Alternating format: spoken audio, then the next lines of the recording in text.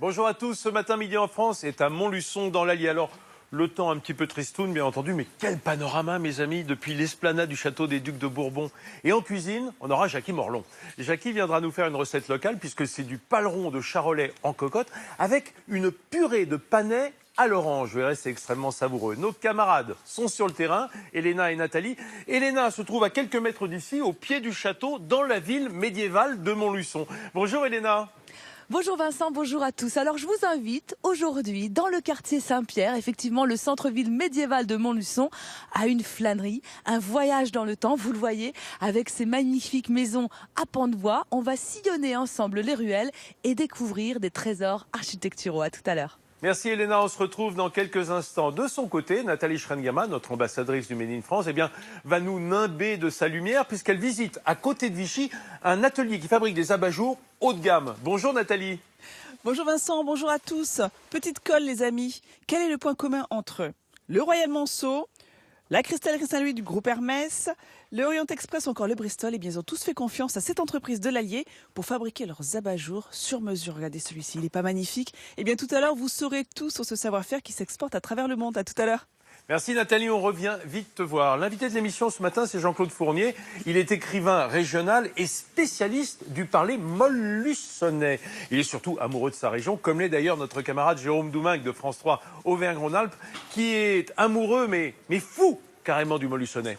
Et comment ne pas l'être, hein, Vincent, amoureux du Montluçonnais, première ville du département de l'Allier où on se trouve. Montluçon qui est la sous-préfecture de ce département, la préfecture étant bien sûr Moulins. La forêt de Troncé, c'est l'une des plus belles forêts de chênes d'Europe. On le sait, 11 000 hectares de forêt. On trouve 80% de chênes dans cette forêt avec des chênes parfois pluriséculaires, 300, 400 ans d'âge. Ils arrivent d'ailleurs en fin de vie. On y trouve 21 espèces de chauves-souris, 90 espèces d'oiseaux, des cerfs avec le fameux brame sur lequel on s'assoit souvent pour entendre dans cette forêt cette musique délicieuse.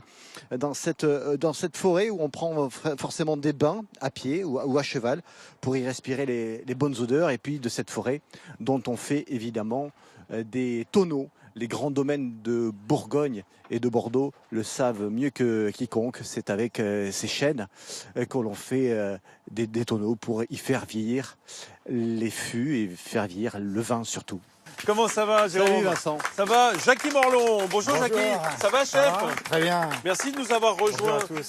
Jérôme, je ne sais pas si tu as vu les beautés qui nous attendent sur cette table. C'est un tableau de peinture. Ah ouais, j'aime bien cette nature morte avec un paleron, si je ne m'abuse, parce qu'on voit à l'intérieur du paleron, il y a ce tendon là qui signe ce morceau de la pâte avant.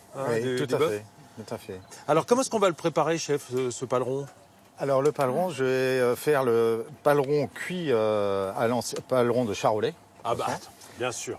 Hein, on est dans on la n'oublie région. pas qu'on est en Bourbonnais, donc en Bourbonnais, race charolaise et reine, Voilà. bien sûr. Donc cuit en cocotte à l'ancienne avec une purée de panais à l'orange. J'aime bien l'idée. Voilà, c'est de mijoté, c'est goûteux. En attendant, si on allait voir Elena, Elena Morna, C'est un qui plaisir. est en balade dans Montluçon, je le disais il y a un instant, elle est quelque part en bas, là, dans la cité médiévale, Elena. Et ce quartier Saint-Pierre, Vincent, c'est tout simplement le plus authentique de la Montluçon médiévale. Vous le voyez, avec ces maisons à encorbellement, il y a aussi des hôtels particuliers, des petites ruelles.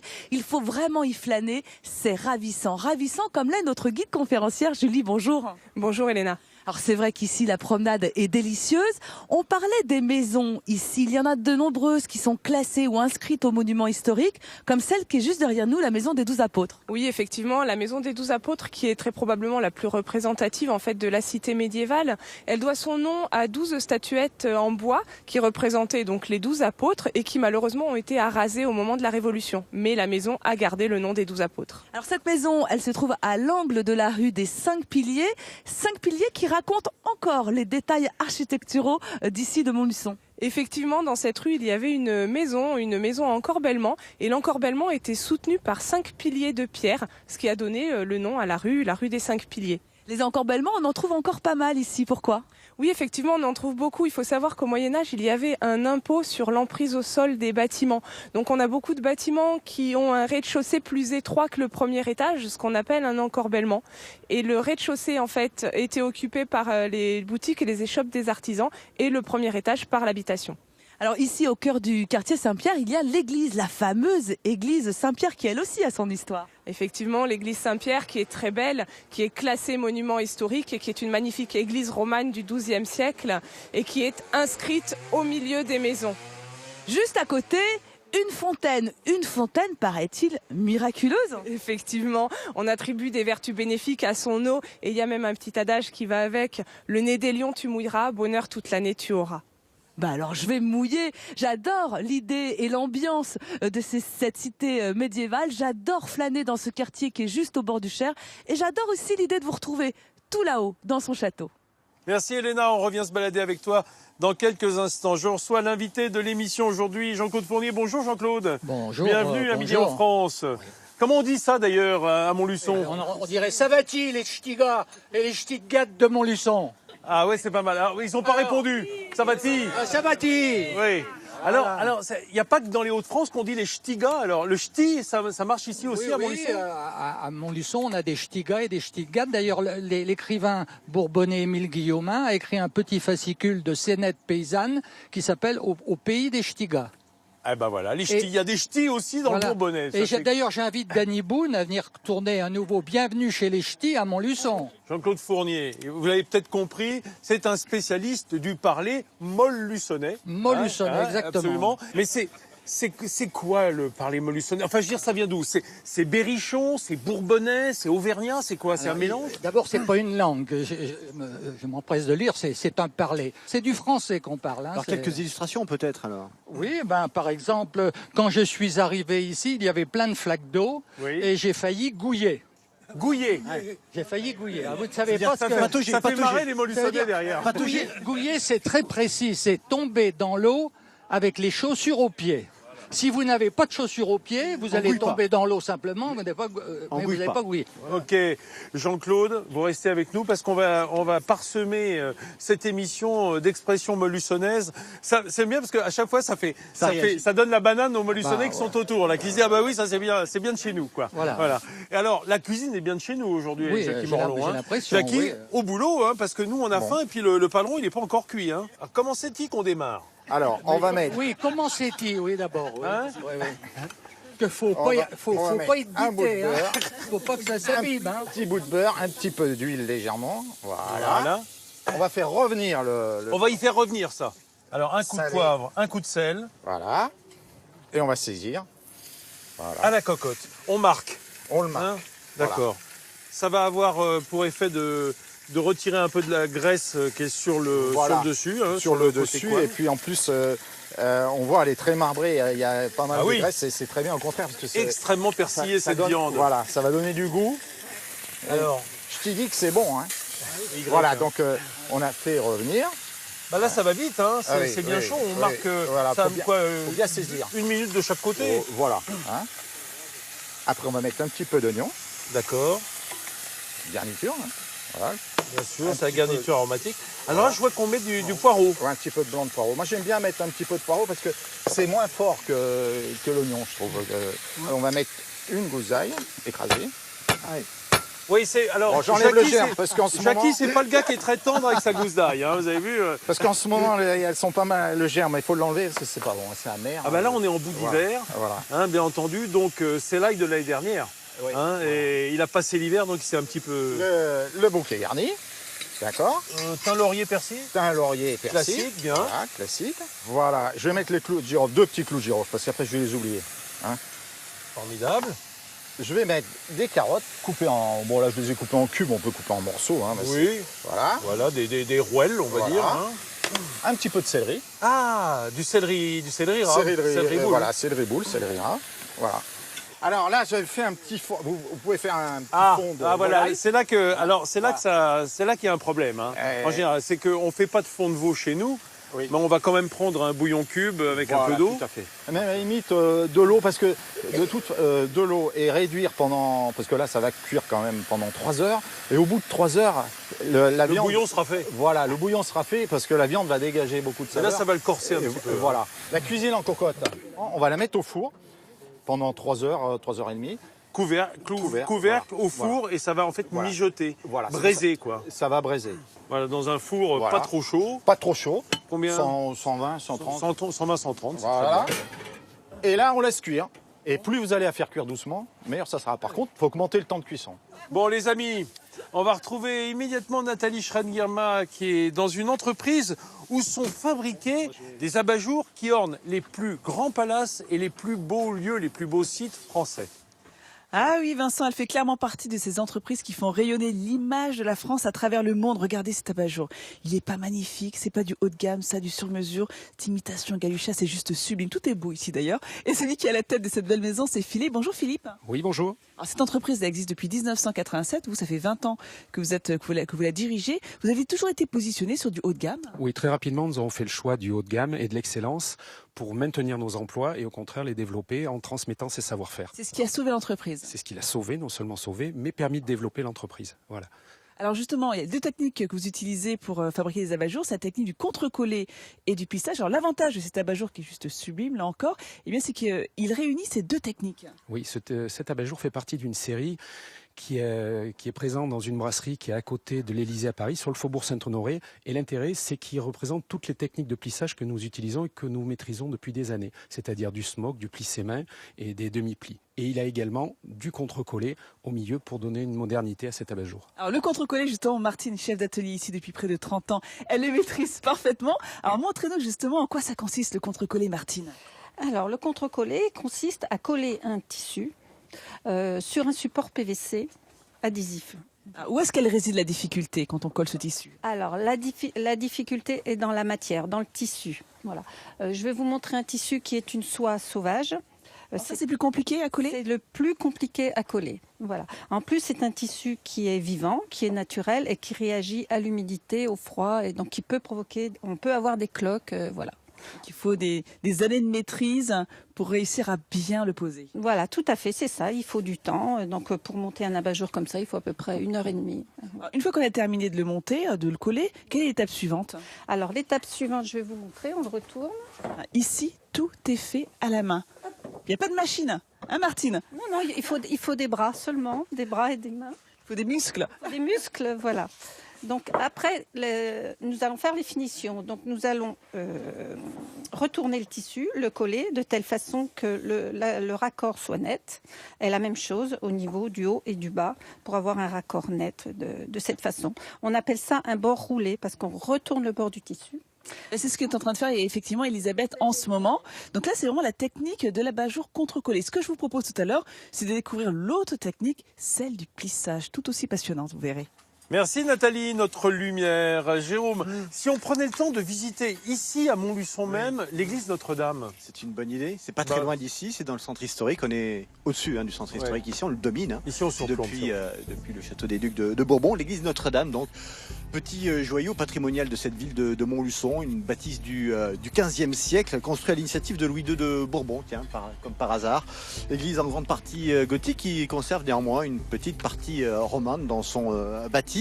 Sa construction s'étire sur 3 siècles, entre le XIVe et XVIIe siècle. Elle recèle de nombreux objets d'art en son sein, qui datent du XV, XVI, XVII et XVIIe siècle, et notamment l'une des plus belles vierges de Pitié d'Auvergne, une statue de la Vierge à l'enfant datant du XVe siècle. Rien à voir avec l'église de Saint-Menou, où pour revenir au jargon local, là-bas on soigne les bredins.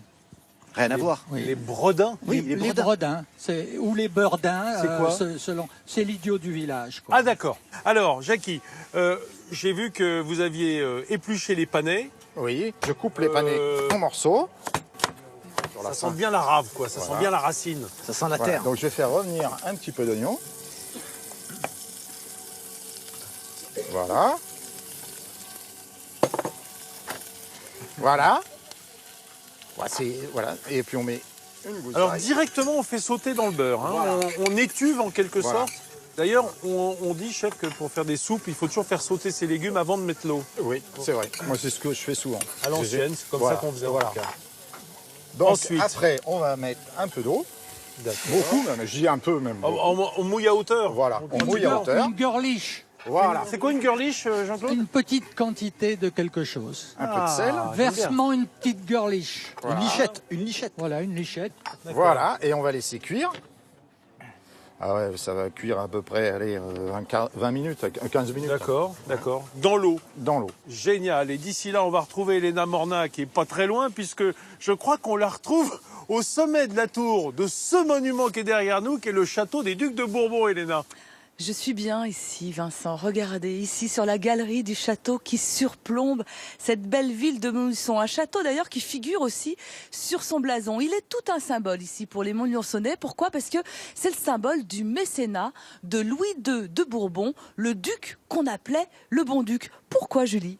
Alors le bon-duc, tout simplement parce qu'il était très présent et très apprécié en fait des gens qui vivaient ici, donc des Bourbonnais. C'était aussi un très proche du roi, d'un certain roi. Oui, tout à fait. Il était très proche de la famille royale puisque sa sœur Jeanne de Bourbon a épousé Charles V, futur roi de France. Il devient donc le beau-frère du roi et plus tard l'oncle du futur roi Charles VI. Il y a beaucoup de châteaux dans l'Allier. Celui-ci a la particularité d'être le mieux conservé. Il a été bâti d'ailleurs sur un ancien château qui lui datait du XIe siècle. Ensuite, il y a eu beaucoup de transformations. Mais qu'est-ce qu'il reste du XIVe siècle, de cette époque du mécénat de Louis II de Bourbon? Alors ce qui reste, eh bien, c'est évidemment le corps de logis, le bâtiment principal, et puis également la tour carrée qu'on appelle aussi tour crénelée, qui était tout simplement le donjon du château. Alors, il est flamboyant jusqu'au XVIIe, après il est abandonné, et puis il revit, il ressuscite au XIXe grâce à qui? Eh bien, il ressuscite grâce aux militaires qui viennent s'installer ici. C'est la caserne Richemont, en fait, qui occupe le bâtiment.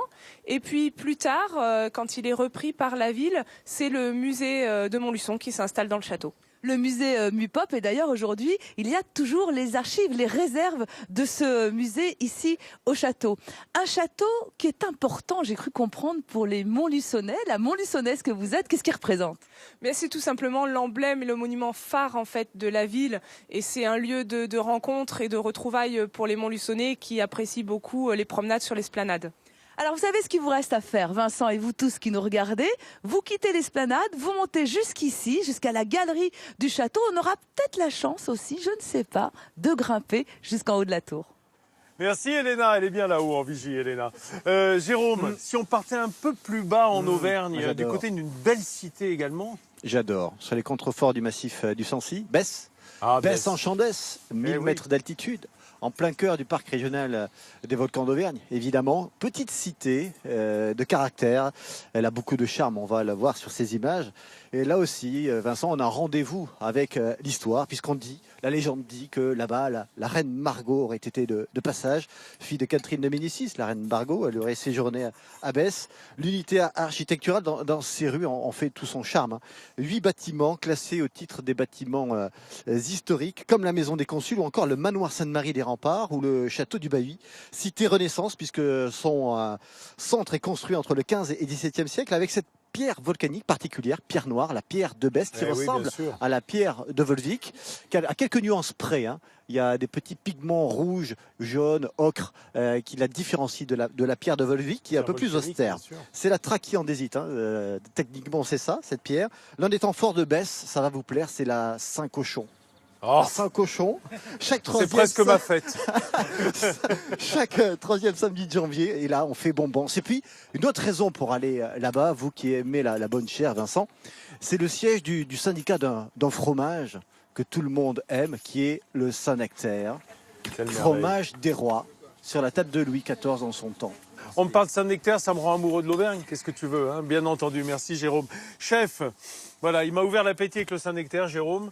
Et où est-ce qu'on en est dans notre recette? Alors, la purée de panais, c'est bon. Elle est cuite, on va pouvoir la terminer. On va égoutter le panais. Voilà. Vous avez vu, il a changé de couleur, le panais. Il a jauni, c'est comme confit. Je vais mettre un petit peu de beurre et je vais l'écraser À la fourchette. à la fourchette. Tout Mais les simplement. oignons, ils vont pas s'écraser alors? Non, mais justement, il faut retrouver les morceaux comme ça. Faut pas que ça soit une Une purée. voilà, faut que ça reste émietté. D'accord. Pour trouver le Oui. goût. Voilà. Voilà, on va mettre un petit peu de crème. Ah, là, voilà. Ça, c'est Voilà. la touche gourmande, ça. Voilà. Hein, parce qu'on aime bien. Puis tout d'un coup, là, ça va lier. Voilà. Puis ça va aider à écraser aussi. Oui, d'y aussi, rajouter un peu aussi. de la crème. Voilà.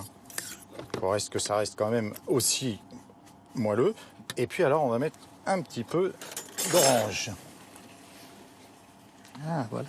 Voilà. Au dernier moment. Autrement, si on la met trop à l'avance, je trouve que ça coupe les saveurs de l'orange.